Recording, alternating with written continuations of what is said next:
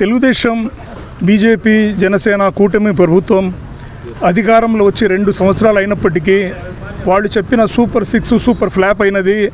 హామీలు నెరవేర్చడంలో ఘోరంగా విఫలమైనారు. కల్లబుల్లి మాటలు చెప్పి, అబద్ధాలు చెప్పి అధికారంలోకి వచ్చి 2 ఏళ్ళు అయిపోయింది. ప్రజలు ఇబ్బందుల్లో ఉన్నారు. అమ్మఒడి 1 సంవత్సరం ఇంకా ఇవ్వనే లేదు. ఆ విధంగా 50 సంవత్సరాలు దాటిన ప్రతి ఒక్కరికి పింఛన్ ఇస్తామని చెప్పి మాట తప్పడం జరిగింది.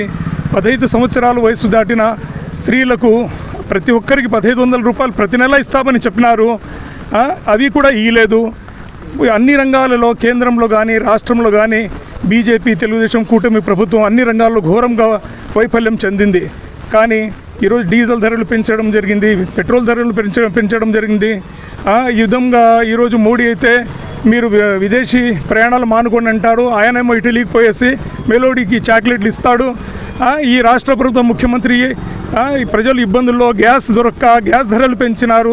ఈ విషయాల గురించి మాట్లాడకుండా ఆడ చాక్లెట్ తినిపించడం అవసరమా, పోయి చాక్లెట్ ఇవ్వడం అవసరమా ఈ మోడీకి? ఈ ముఖ్యమంత్రి చంద్రబాబు నాయుడు దీని గురించి ప్రశ్నించారు. పవన్ కళ్యాణ్ నోరు ఇప్పుడు అసలు ఈరోజు మనము రాయచోట్లో, అన్నమయ్య జిల్లా రాయచోట్లో దీనికి నిరసనగా ఈరోజు వాళ్ళు చెప్పిన సంక్షేమ పథకాలు అమలు చేయడంలో ఘోరంగా విఫలం చెందినారనేసి నిరసన తెలియజేయడం జరిగింది.